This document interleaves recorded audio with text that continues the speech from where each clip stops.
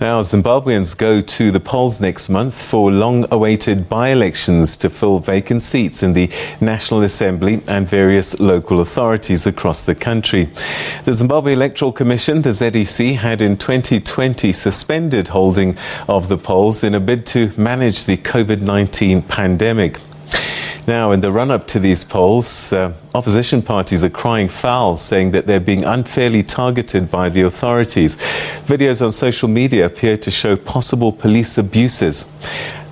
In one video, one youth is seen to be made to crawl with the police watching over them. In another video, which is not clear, there are suggestions that this is a police beating people. SABC has not been able to independently verify the authenticity of the video, but posts on social media claim that this happened in a police station.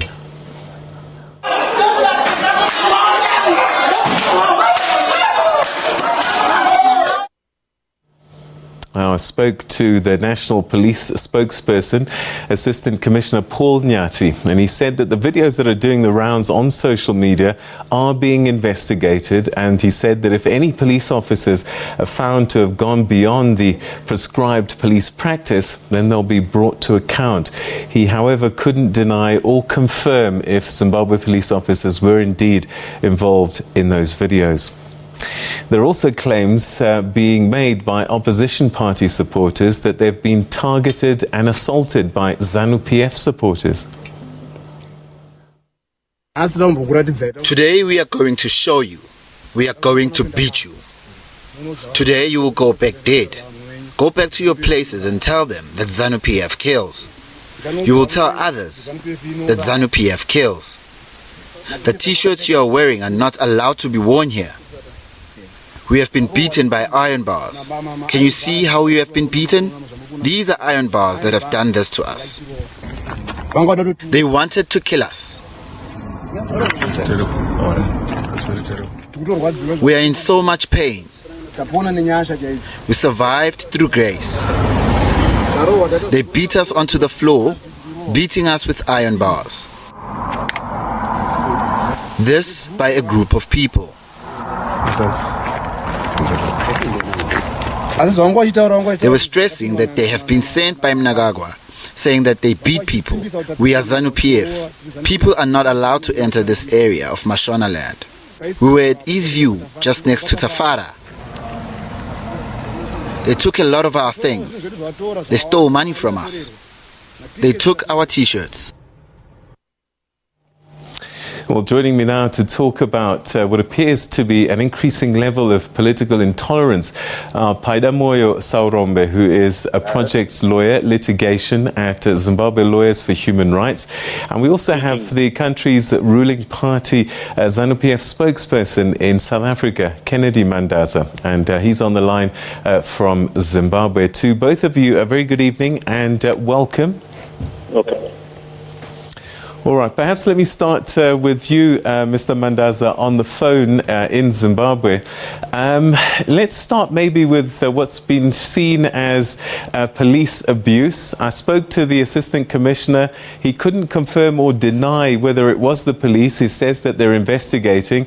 But there were... can you hear me, Mr. Mandaza? All right, okay, we're going to get back to Mr. Mandaza right now. Let me come to you, Paida. The video that we saw of those youths being made to crawl, the Assistant Police Commissioner says that he couldn't confirm or deny, but you seem to know these young men. Thank you so much, Peter. Indeed, I know these young men from the representation that we are giving these young men, and also having attended to them at the police station yesterday afternoon, and having seen their condition, and also the submissions that have been made in court this morning when these young men appeared, which was not a pleasant sight to see. it is quite worrying. It is quite disturbing when the police and a state institution that is given a mandate by the Constitution to protect citizens is actually involved in brutality and torture of citizens. It's a very worrying and a sad development. All right, so just to be clear, that video that you saw is authentic, and that was the police making those young people crawl on the ground outside the police station, it seems. I would want to believe so, having personally seen the young men yesterday. Yeah. And what actually transpired is having gone to the police station to attend to them at the time of their arrest around about 3 p.m. yesterday, and lawyers being denied access to them up until late at 7 p.m. in the evening, when they were already in police cells with blooded t-shirts, and most of them expressing a lot of pain on what had transpired in the afternoon. Did they tell you what may have happened whilst in police detention? Indeed, Peter, they made a report, and this report is now officially also before our courts. It has been placed before the courts this morning, that when they were taken into police detention, they were, I cannot call it being beaten, but they were tortured by the police. They were beaten using truncheons, using open fists, using boots, and most of them are actually being attended by medical doctors whilst they are in remand, because they are in a condition that is not so pleasing. All right, let's try and get the South African ZanuPF spokesperson, Kennedy Mandaza, to just comment on these videos that are doing the rounds on social media. Mr. Mandaza, I hope you can hear me.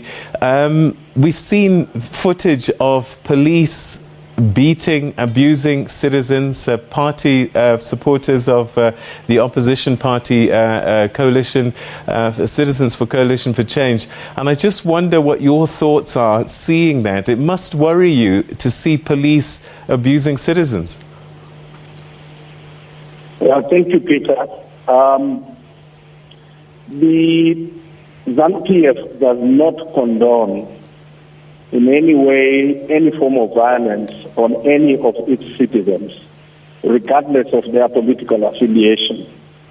And it has been the president's mantra that I would want to live in peace and in harmony and in love with all stakeholders in the country. Therefore, it would be regrettable that if it is true that we have policemen that are treating people in the manner that we hear. But I must hasten also to say, Peter, the politics that we have in Zimbabwe is a bit toxic. And there is so much that people do in order to tarnish the image of the country and that of the ZanuPF as well as the government. Therefore, we believe that the videos that are currently going on social media should be treated with caution, because there is no evidence to suggest at the moment that the police have been doing that. Because of the toxic nature, we would want to believe that if anything of that nature is happening, it has to be verified by the authorities, and then we can make conclusive statements with regards to what is happening. But all in all, ZanuPF does not condone violence, and we would want to see each and every member of our citizens, regardless of their political affiliation, doing their business as normal as is possible. All right. You might have just missed my first interaction with my other guest, Mr. Saurombe, who's a lawyer. He has spoken to the youths in the video, and they say that they were tortured by the police whilst in police custody. So we know for a fact that those youths were abused by police. Is it a coincidence that it's ZanuPF, I mean, just opposition party members that seem to be abused by the police, and one never hears anything about ZanuPF supporters being abused by police? I don't think that the police do ill-treat members of the opposition and leave the members of ZanuPF scot-free if there are crimes that have been committed. Our police are meant to safeguard and ensure security among all its citizens. And for people to then say that it is the members of the opposition that are being targeted, I think we are stretching our luck too far, because the police are supposed to ensure security of people, and this is what they are employed for. And one would wonder why all of a sudden we now have incidences of this nature that are claimed to be targeted at the opposition. Yet in the recent past, we have not had any of that nature taking place. That's why at times we caution people to take some of these things that happen with a pinch of salt, because there are people that would want to set a narrative that suggests that the forthcoming elections will not be free and fair. And one would also wonder why it should be one political organization among as many other political organizations for the people to be targeted. There are many political organizations in Zimbabwe, and one would wonder why people should target only one political party, CCC, which only started a few months ago. All right, Mr. Saurombe, let me come back to you. Mr. Mandaza says that no political violence has been taking place before now in the lead up to these elections. Is that been your experience? Absolutely not. Absolutely not, Peter. They have definitely been the reports that have been filtering through of political violence taking place in one form or the other, including the brutality that we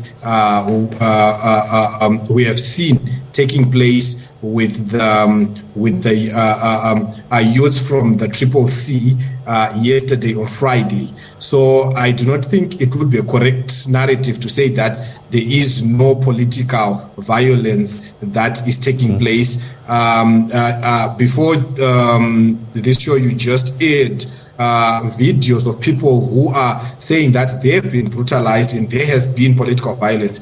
But perhaps let me also add in to say that I think it was last week, round about Wednesday, Thursday, when also some ZanuPF youths in Bulawayo reported that they had been brutalized. So it is not something that one would then say it is definitely only coming in from one way, but there have been reports. And I think if we go by Mr. Mandaza's narrative, the reports then from Bulawayo must also be taken with great caution if ever it happened, because ZanuPF reported last week that there had been some of their people who had been brutalized. So these reports needs to be taken seriously, whether it's coming from one party to the other or from the other party to the one party. These reports needs to be taken seriously, because political violence, I believe, does not have any space in our democracy, cannot be condoned our constitution, and should never be promoted and should never be protected under whatever circumstance and situation.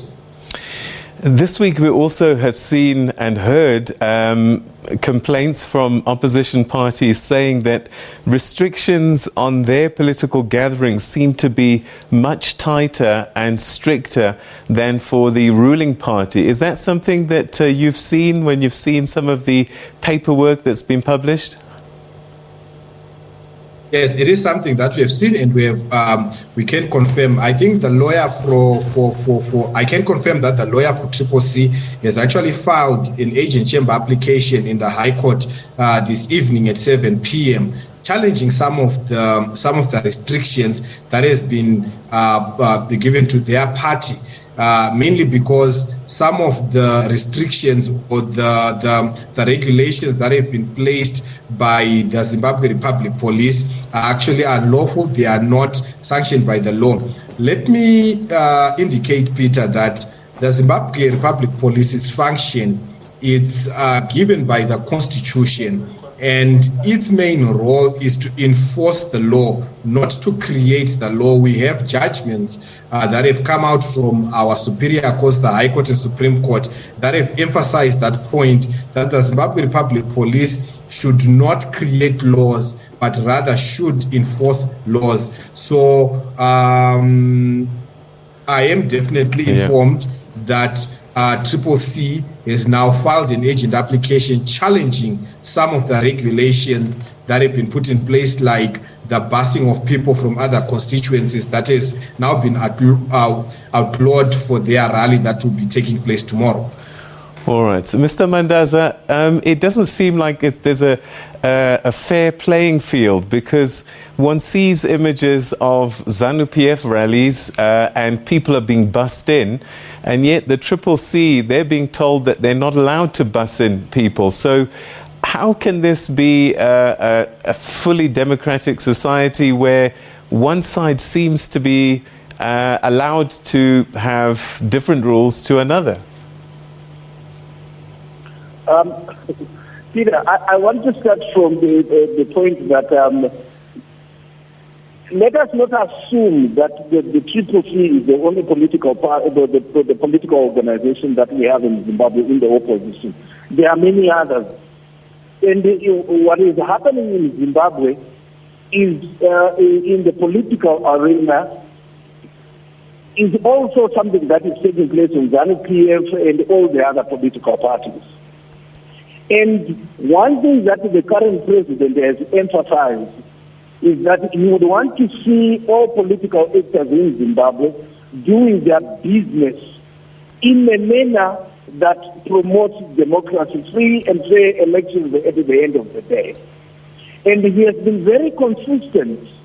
And any deviation from that is not what the president, the current president, and ZanuPF stands for. And we would want, therefore, to believe that whatever is going to happen prior to the by-elections that are going to be taking place on the 26th of March is meant to ensure that there is free and fair elections. And therefore, any political party that seeks to campaign in any of the constituencies and any ward where the elections are taking place are free to do so. This is the premise where we are coming from as ZanuPF. We would want to make sure that people undertake their business of campaigning without any intimidation, without being prohibited in doing what they are supposed to be doing. And that is what we expect. But we also have the police who are mandated by the Constitution to make sure that they maintain peace and order. And that is not interfered with by our political party, which is ZanuPF. They are supposed to do their duty as prescribed by the Constitution of Zimbabwe and the other prescripts that inform them on how they are supposed to do their duty. And we as political parties, we are supposed to live within the confines of those rules.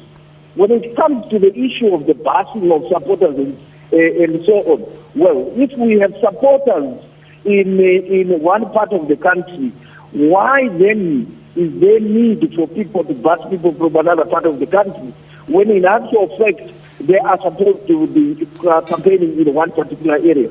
Given that we are coming from a period of COVID where so much has been happening, I think we need also to continue to be cautious in order to make not only but in Mr. Mandaza, Mr. Mandaza, but ZanuPF supporters I've been seen arriving. There are pictures on social media of ZanuPF rallies with a lot of buses in the background, which means that your party is being allowed to bus in people and other parties not so. The people that you are referring to, we had a rally in April, which is in Harare, which was meant for the people of Harare. And it meant that people from Harare had to travel from the various parts from Harare to suburbs to get to Epworth. If the Triple C of any or any other political party is having a rally in any part of Harare, and it's for the interest of the people in that province, well, people from that province are allowed to get there. And that is what we are expecting to be happening. All right, so the other thing is, we're hearing that Triple C supporters were beaten up by ZanuPF supporters. This is what they are claiming. It's not the first time, sadly, where we've seen ZanuPF supporters or wearing ZanuPF clothing shouting slogans saying that we are going to kill the opposition. Surely I would agree with you that there are people who go around masquerading as ZanuPF supporters, even putting on the regalia for ZanuPF and attacking people. And this has been the norm. We have seen so many theatrics taking place in order to tarnish the name of ZanuPF. That is why I have said, when we look at the Zimbabwean politics, especially when we consider the toxic nature of the politics, we need to treat some of these things that we see on social media with a pinch of salt. Because there is so much that people are hyping in order for them to create a narrative that tarnishes the name of ZanuPF and the country in general. All right, so you would expect that these people will be arrested and dealt with. Let me come back to you, Mr. Saurombe. It seems as if, as Zimbabwe gets closer and closer to elections, a number of human rights abuses started to take place. Is this a pattern that you're starting to see as these by-elections get closer and closer? Yes, indeed, Peter. It is a pattern that seemingly is emerging. You would recall, I would just take you from when Zimbabwe started having highly contested elections from the year 2000, the elections that we had in the year 2002, the elections that we had in 2005, coming into 2008, which was quite a brutal election season. 2013 had its own characteristics. 2018 was a bit much more calmer. But as we are getting also into these by-elections and getting into the general elections of 2022, these reports are also starting to emerge. So you can now actually see that one can safely say that a pattern of political violence is easily shaping up, which is quite a worrying pattern that is shaping up. But Peter, perhaps if I can also just comment on what Mr. Mandaza said, that there might be people masquerading as people from one political party then brutalizing people. I do really hope, I sincerely do hope that we also do not have people masquerading as police officers brutalizing people, because this would be a very sad situation, and it would be a very scary situation for the country when those who are supposed to protect the people can easily be misrepresented. So proper investigations needs to be made. We had similar situations post 2018 election, 1 August period, where once again such reports came out, the violence that took place in 2019, post-election violence again, where the police ended up again saying that those people were actually not police officers, but we have not seen any arrests. And if such a trend continues and a narrative like that continues, then it becomes a very sad narrative. And the question becomes, what are the law enforcement agencies actually doing about it? Because they are mandated by the Constitution to protect Zimbabweans and not be involved in the brutalization and torture of Zimbabweans. All right, so we've run out of time, unfortunately, but Mr. Mandaza, a very quick final word. Do you think that there can be free and fair elections coming up in at the end of March? Because it seems, as you've been describing, a very toxic environment. It is our hope that we will have free and fair elections. And for ZanuPF, it is the first one to say that we do not want any disputed elections. That's why it has been doing everything possible within its purview to make sure that at the end of the day, we have free and fair elections which will not be contested. And that is what we are waiting for, and that is what our President, Comrade Emmerson Mnangagwa, has been preaching day in, day out. And we hope other political parties will also follow suit and preach the word of peace, unity, and love in Zimbabwe. All right, and that's where we'll leave it, gentlemen. Thanks very much indeed. Paidamoyo Saurombe, human rights lawyer in Zimbabwe, thanks for your time. Kennedy Mandaza, the ZanuPF spokesperson here in South Africa, joining us from Harare tonight. Thank you very much indeed for your time.